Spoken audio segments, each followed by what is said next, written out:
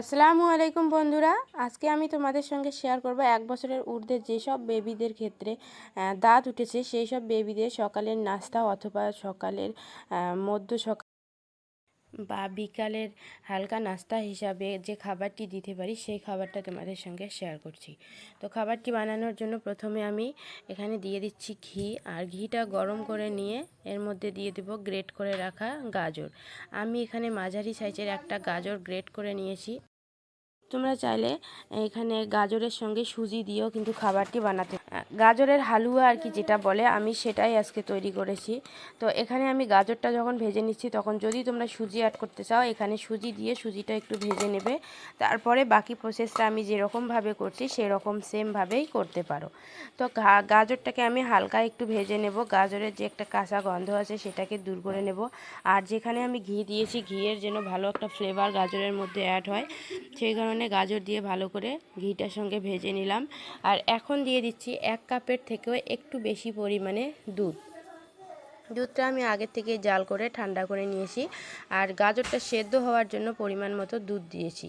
এখানে তোমাদের বেবি সমস্যা থাকলে দুধের পরিবর্তে কিন্তু পানি দিয়েও খাবারটা রান্না করতে পারো, তবে দুধ দিলে দুধের পুষ্টিগুণটাও পাবে এবং খাবারের মধ্যে খুব সুন্দর একটা টেস্ট আসবে। আর খাবারটা মিষ্টি করার জন্য হালকা একটু তাল মিষ্টি দিয়েছি। এবার ঢাকনা দিয়ে ঢেকে রান্নাটা করে নিলাম। তো ঢাকনা দিয়ে ঢেকে রেখেছি। এদিকে আমার ঘিটা যে দিয়েছি চারিদিকে তেলের মতো ছড়িয়ে আসে, খুব সুন্দর লাগবে এটা খেতে।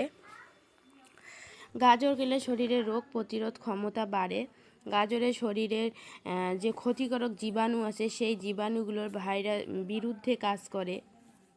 গাজরে রয়েছে ভিটামিন, খনিজ, পটাশিয়াম। গাজর খেলে বাচ্চাদের ত্বক উজ্জ্বল করে, ত্বককে সুস্থ রাখে। বিভিন্ন ভিটামিন, ক্যালসিয়াম সব কিছু কিন্তু গাজরে রয়েছে। আর আমি এখানে গাজর দিয়েই খাবারটা তৈরি করছি, তোমরা সুজি দিতে চাইলে সুজিটা দিতে পারো। আমি প্রথমেই বলেছি গাজরটাকে কিন্তু এরকম আঠালো করে নামিয়ে নিতে হবে।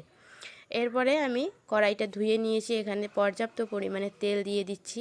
আর তেলটাকে হালকা গরম করে এর মধ্যে দিয়ে দিব একটা ডিম।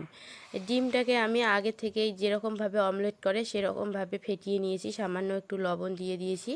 আর ডিমটাকে এখানে কড়াইয়ের মধ্যে দিয়ে চারিদিকে ছড়িয়ে দিচ্ছি।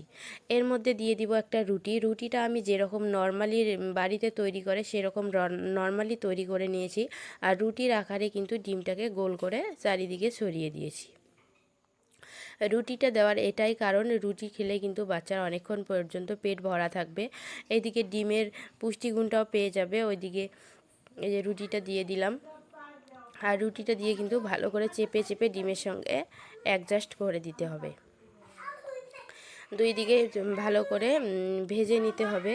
ওইদিকে ডিমের পুষ্টিটাও পেয়ে যাচ্ছে, আবার গাজরের পুষ্টিটাও পাচ্ছে, গরুর দুধের পুষ্টি পাচ্ছে, সঙ্গে রুটি আছে, অনেকক্ষণ পর্যন্ত পেট ভরা থাকবে বাচ্চার। ডিমে রয়েছে ফার্স্ট ক্লাস প্রোটিন। বাচ্চাদের ক্ষেত্রে কিন্তু প্রত্যেক দিনে একটা করে ডিম খাওয়ানোর চেষ্টা করবেন। বাচ্চাদের ক্ষেত্রে প্রত্যেক দিন একটা অথবা খাদ্য তালিকায় যদি 2টো ডিম রাখতে পারেন তাহলে কিন্তু বাচ্চাদের সারাদিনের পুষ্টির চাহিদা পূরণ করতে অনেকটাই হেল্প করবে। এবং বাচ্চাদের ডিমে রয়েছে অনেকটাই ফ্যাট, বাচ্চাদের হেলদি করতেও অনেকটাই হেল্প করবে, যা ওয়েট গেইন করতে অনেকটাই হেল্প করবে এই ডিম। তো ডিম দিয়ে এখানে আমি ডিমের মাঝখানে এই রুটিটা ভেজে নিয়েছি, তারপর দিয়ে দিয়েছি গাজরের যে হালুয়াটা করেছি, এখানে মাঝখান দিয়ে এরকমভাবে মুড়িয়ে এটাকে 2 সাইড দিয়ে ভালো করে ভেজে নিচ্ছি। ভেজে নেওয়া হয়ে গেছে, এখন এটাকে নামিয়ে নেব।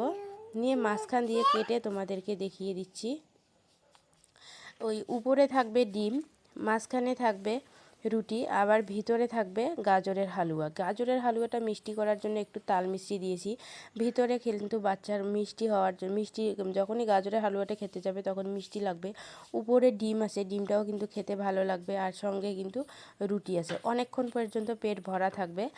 আর বাচ্চা চাইলে সকালের এই টিফিনটাও দিতে পারো, অথবা সকাল বা কিংবা বিকালের হালকা নাস্তা হিসাবেও কিন্তু এই খাবারটা তোমরা সার্ভ করতে পারো।